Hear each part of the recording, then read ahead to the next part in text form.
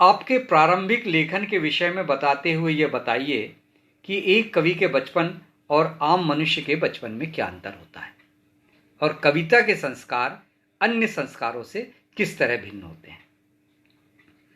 हर व्यक्ति के बचपन के आकलन में हमारे दो दृष्टिकोण होते हैं, भौतिक और मानसिक। जो व्यक्ति जिस वर्ग में जन्म लेता है उस पर उसी वर्ग के संस्कार होते हैं।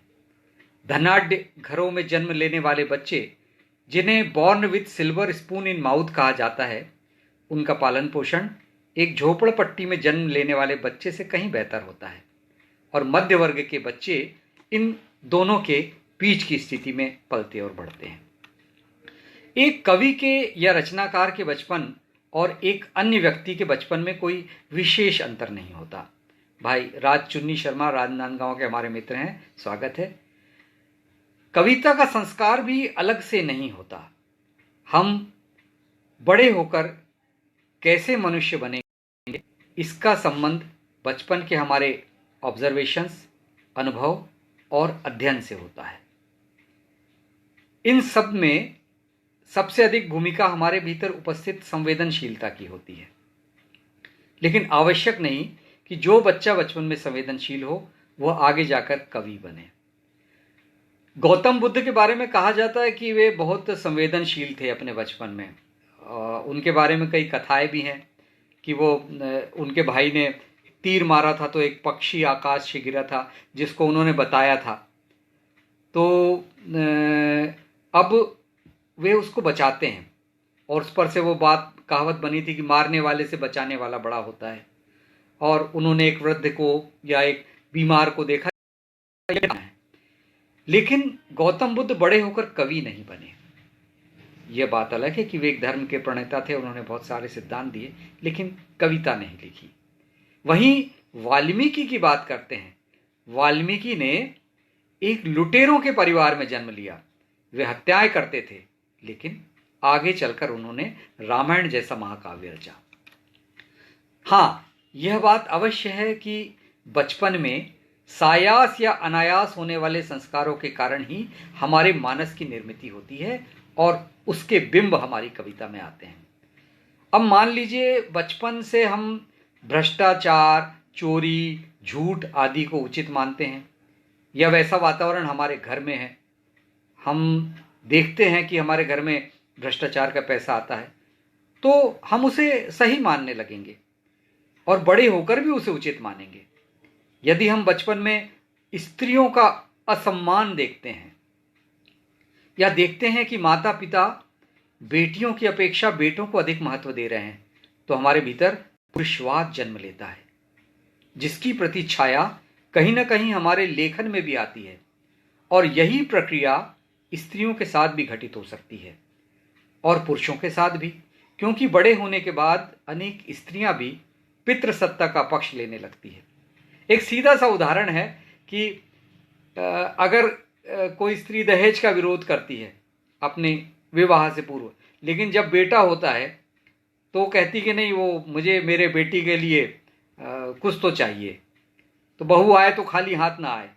तो ये एक तरह का पुरुषवाद है और इसका भी सामना कवि को करना पड़ता है।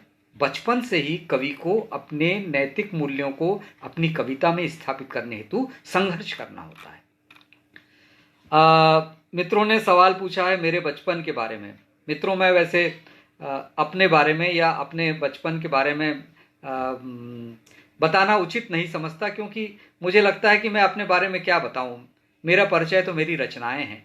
फिर भी आप लोगों ने पूछा है तो बहुत संक्षेप में कुछ मैं बिंदु दे रहा हूँ, कुछ बिंब दे रहा हूँ कि बचपन में जो बिंब आते हैं वो कैसे आगे चलकर आपकी कविता में आते हैं।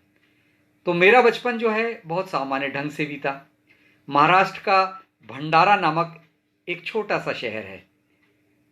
पिता शिक्षक थे और मुझे कभी भी काजल का टीका न लगाने वाली या काला धागा न बांधने वाली, लेकिन गोबर से आंगन लीपना और खाना पकाना सिखाने वाली मेरी माँ वहाँ पर थी।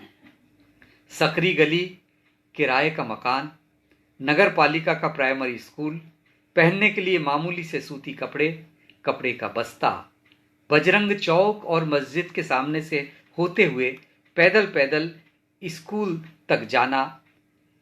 स्कूल में छोटी छोटी प्रतियोगिताएं, हिंदी मराठी का मिला जुला वातावरण, नाटक, भाषण, कविता आदि में भाग लेना, विभिन्न भाषा भाषी और विभिन्न मित्रों का साथ, पड़ोस में दलितों की बस्ती, अंध विद्यालय के मेरे नेत्रहीन मित्र, घर के पास लाइब्रेरी, घर में आने वाली पत्रिकाएं धर्मयुग और साप्ताहिक हिंदुस्तान, फिर गर्मी की छुट्टियों में अपने जन्मस्थल मध्य प्रदेश के शहर बैतूल जाना, वहाँ घर के सामने लगने वाला साप्ताहिक बाजार, रामलीला, गणेश दुर्गा उत्सव, मुहर्रम की सवारी, ईद की सेवैयाँ, दिवाली के पटाखे, बच्चों के साथ बचपन के खेल, भौरा, गुल्ली डंडा, कंचे, पतंग, आँख मिचौली, बस यही सब मेरे बचपन के बिंब हैं जो मेरे मानस में रचना निर्मिति के आलंबन बने। मेरे पिता दिवंगत स्मृति शेष जगमोहन कोकास कवि भवानी प्रसाद मिश्र के शिष्य थे बैतूल में। वे हिंदी साहित्य में परास्नातक थे और हिंदी साहित्य रत्न थे। प्रयाग से साहित्यिक अभिरुचि वाले व्यक्ति थे, इसलिए घर में साहित्यिक वातावरण था। लेकिन यहाँ जो बात मैं कहना चाहता हूँ बहुत महत्वपूर्ण है कि साहित्यिक वातावरण होने के बावजूद अन्य भाई बहनों पर उसका कोई प्रभाव नहीं हुआ और वे कवि या लेखक नहीं बने। इसलिए मैं कहता हूं कि वातावरण सबके लिए एक जैसा होता है। हमें अपनी इंद्रियों के माध्यम से उसमें से वह ग्रहण करना होता है जो एक लेखक के तौर पर भविष्य में हमारे काम आए। हमें बड़े होने के पश्चात एक रचनाकार के बतौर स्वयं को तैयार करना होता है। स्पष्ट कहूं तो कवि या लेखक का पद हमें अर्जित करना होता है।